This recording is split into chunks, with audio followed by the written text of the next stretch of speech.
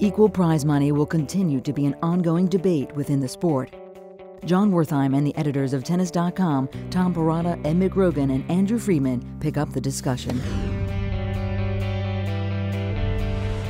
At Wimbledon it came up, it comes up from time to time, equal prize money, men and women. Andrew, should they be making the same wages as they do now at these majors? You know, my feeling is they should. I can see the arguments. I can see, oh, you know, at the majors, men play best of 5, you know, women play best of 3. You know, I thought Maria Sharapova was pretty hilarious when Gilles Simon came out and made a little thing out of this at Wimbledon and said he didn't think there should be equal prize money, and her comment was, well, I guarantee you more people come watch me play than watch him play, which was, I thought, pretty quick and pretty funny and pretty true.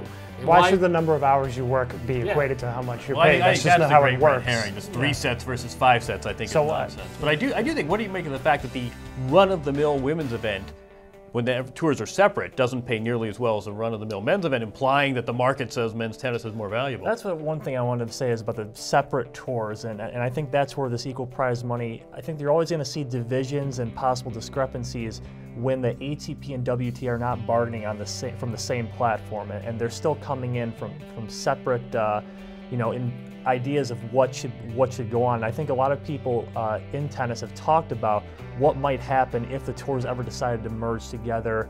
And I wonder how prize money and overall distribution of wealth among both players, among both sets of players, would be impacted if that scenario ever came to pass.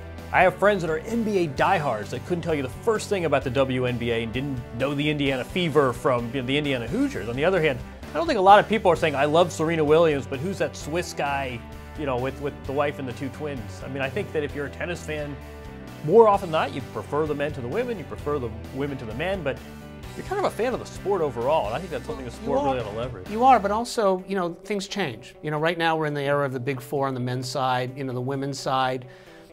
There's not as much, you know, star power up at the top, but you know, 10 years ago, you know, the Williams sisters, Martina Hingis, Justine I'll give you one of my favorite Kim stats, Clijsters, you know, all playing at the same time. Davenport was still in, and you didn't know the quarters and the semis and the finals on the women's side it was all star power. It was matches you wanted to talk about. You didn't know what was going to happen. In 10 years, that could happen again. That could happen, and it could happen in 5 years. I mean, 10 years ago, the women's doubles final at Wimbledon, Williams doubles final at Wimbledon, outdrew the men's singles final. Obviously, that's inconceivable today, but I think you're right that the big 4 is obviously a huge boon for tennis, but sports and business and finance have become intertwined. Tennis is no exception. It may be distasteful, but I think money will be a big topic in 2020.